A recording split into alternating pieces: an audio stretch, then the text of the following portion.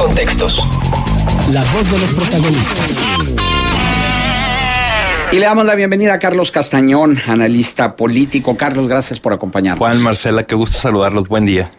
Y bueno, Carlos, para que compartas con el auditorio tu opinión sobre la justicia selectiva y la impunidad discrecional que impera en nuestro país. Ayer platicábamos precisamente cuando te hicimos la invitación para que nos hicieras el favor de acompañarnos de esta paráfrasis que tú has utilizado y en tus artículos, paráfrasis de don Benito Juárez. Bueno, la frase de él era: a los amigos justicia y gracia, a los enemigos justicia a secas. Y la paráfrasis en el México de hoy sería: a los amigos gracia absoluta, a los enemigos venganza secas. Exacto. Bueno, la verdad es que, Juan, debo de hacer una pequeña acotación. Se me hace muy temprano para hablar de estos temas. No, casi tengo que ofrecer una disculpa. Pero creo que hay algo muy marcado en el México de los últimos años, en el México contemporáneo. Quizás a lo mejor también por la facilidad de comunicación que ahora se tiene, también por la emergencia de las redes sociales, por el hecho de que luego tenemos muchos ciudadanos comunes y corrientes montados, digamos, en una plataforma pública, y esto también es algo, digamos, relativamente novedoso en las sociedades contemporáneas. Pero creo que el tema esencial de México, y esto lo digo, realmente es algo lastimoso, es la corrupción. O sea, si bien es cierto que podemos hablar de economía y que en el país en las últimas décadas no ha habido un crecimiento relevante, quizás habría que entonces pensar más a fondo el tema de la corrupción. En el sentido de que entonces no hay salida, entonces tenemos en México una impunidad, digamos, institucional que no se puede romper, o tenemos entonces sí justicia nada más para algunos, en este caso los hombres públicos. Ya sabemos que los hombres públicos, los políticos, caen en desgracia, pero rápidamente tienen un séquito de abogados que los saca, rápidamente tienen ahí guardados montones de millones de pesos para salir al día siguiente y recuperar su libertad de expresión. ¿Cómo le hacen? Pues bueno, prácticamente es parte del sistema político mexicano. Y esto tanto como recuperar su libertad de expresión, esa siempre la han tenido, ¿no? No, su libertad, perdón. ¿No? Su libertad, sí. Pero no nos hemos movido de esto, o sea, a tal punto que en pleno siglo XXI pareciera que entonces es normal y que habría que conformarnos con este país y que habría que conformarnos también con el hecho de que la justicia se vuelve un asunto de minorías para quienes la pueden pagar o para quienes son influyentes, ¿no? Lo vimos en estos días, cuando el periódico español El País revela que prácticamente el gobierno mexicano deja a disposición la embajada de México para liberar a Humberto Moreira o hacer todo lo posible en su liberación. Es decir, ¿qué sucede si una persona ahora va y roba un litro de leche o va y roba un pan? Inmediatamente le cae la policía, lo golpean, le propinan una buena golpiza y lo meten a la cárcel. Y ahí puede pasar tranquilamente 5 años, 5 años.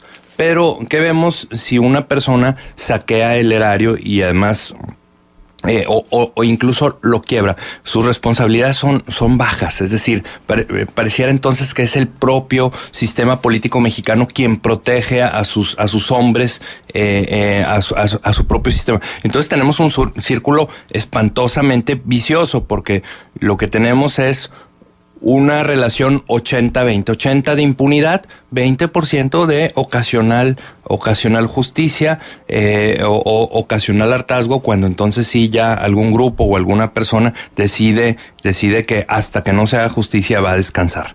Pero realmente son las excepciones. Y entonces me temo que estamos acostumbrados ya a vivir así, y creo, yo he escuchado hace un momento a los jóvenes, me da gusto escuchar un poco de idealismo tan temprano, porque porque yo creo que hay gente que sí imagina que este país puede ser de otra manera y tenemos que pensar en eso. Pero yo creo que sí debemos pensar en eso, ¿no? Es decir, debemos tener la convicción de que el país puede y debe ser de otra manera, porque si perdemos la esperanza lo perdemos todo. Digo, hay quienes... tú dices de estos muchachos idealistas. Bueno, pues se requieren de esos idealistas, ¿no? Para cambiar al país. Y yo creo que perder la esperanza, pues sería ya como bajar los brazos y decir, bueno, así somos y ya ni modo. Y somos incorregibles, pero no, lo cierto es que sí ha habido algunos cambios, pero necesitamos llevar estos cambios a tal punto que entonces se vuelvan la generalidad en el país. A mí en lo personal, aunque creo que a veces soy o muy escéptico o muy crítico, yo sí quiero creer o sí quisiera vivir en un país en el que, al menos si no el día de mañana, por lo menos paulatinamente se está construyendo una relación distinta con la justicia, con la ley, con las instituciones. Ahora, me gustaría ver este enfoque. No es un tema única y exclusivamente la justicia del Estado mexicano o de los políticos quienes la ejercen o quienes son impunes o quienes logran, digamos, tener la justicia a su favor, ya sea con dinero o con favores políticos.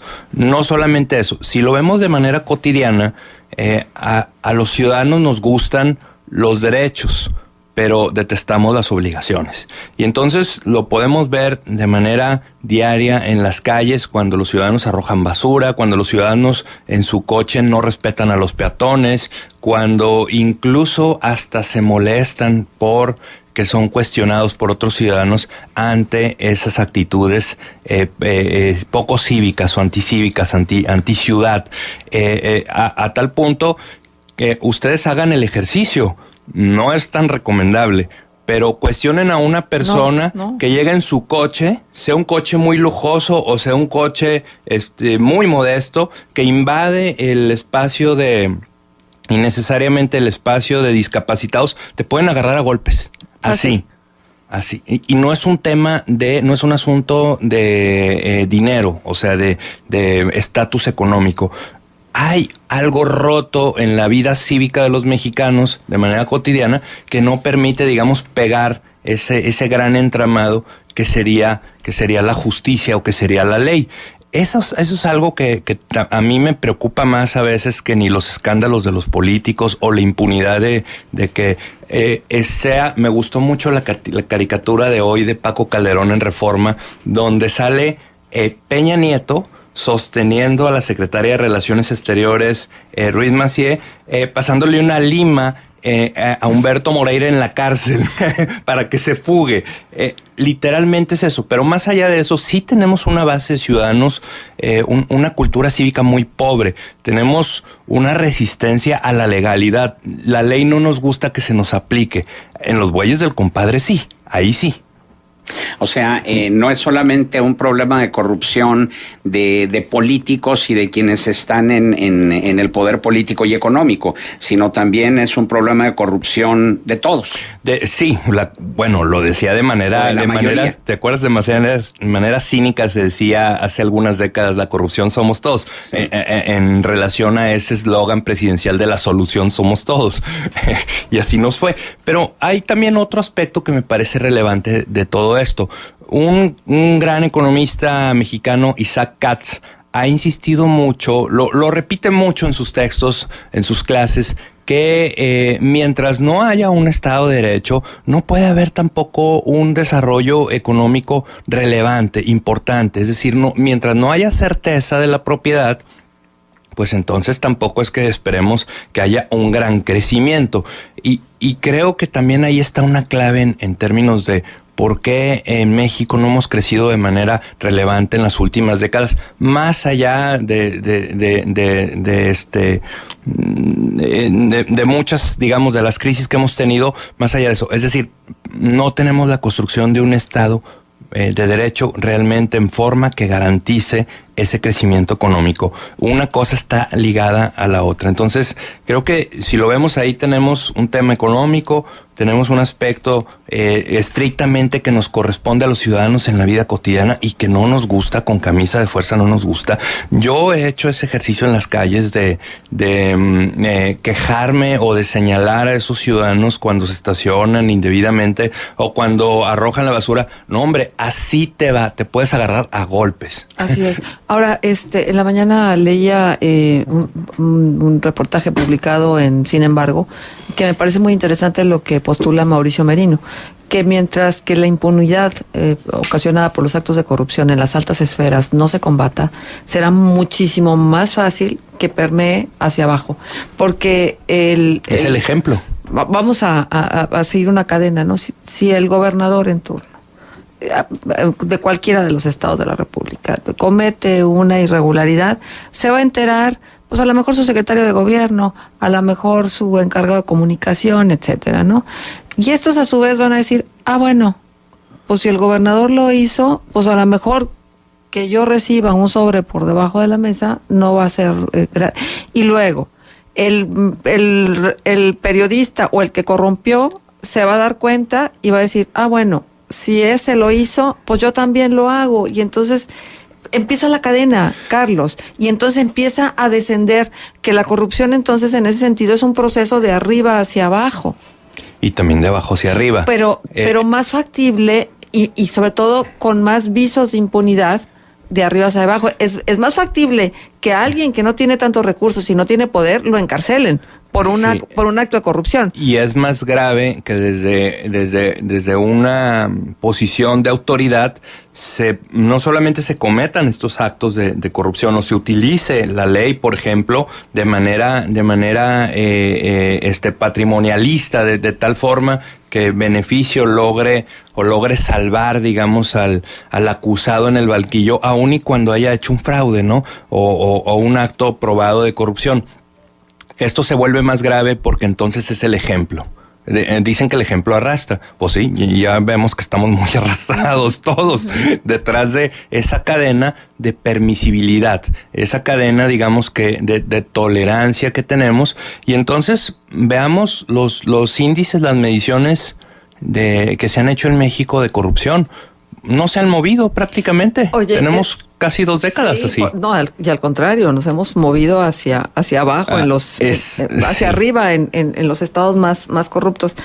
Déjame decirte algo. Luego la gente cree, o algunas autoridades creen, que voltear la cara no es corrupción. Voltear la cara para no ver el acto de corrupción. De alguna manera, la omisión también es corrupción.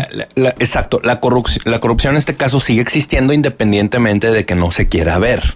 Y el daño es mayor. Es mayúsculo cuando es un acto de autoridad, porque entonces lo que tenemos es que además está en juego el dinero público. Y es entrecomillado, ¿no? Cuando no se quiere ver. O sea, es que precisamente para eso le dan a lo mejor un sobrecito para que vea qué bonito está el paisaje de este otro lado, ¿no? Entonces es una situación muy grave, por eso decía yo, es un tema para llorar realmente de la realidad mexicana, que no solamente, o que refleja esas dos caras de la moneda. Por un lado, la política, los poderes, digamos, formales, las instituciones, y por otro, los ciudadanos comunes y corrientes. Casi hay una correspondencia entre una cosa y la otra. ¿Cuándo se va a romper esto? Yo creo que en el momento en que los ciudadanos nos decidamos. A lo mejor esto se oye quizás muy abstracto, pero a lo mejor grupos de ciudadanos decidamos romper con esa cadena. Decir, ya basta, hasta aquí es suficiente. Y bueno, también quizás lo esperanzador de todo esto es que no siempre en México las cosas han sido así.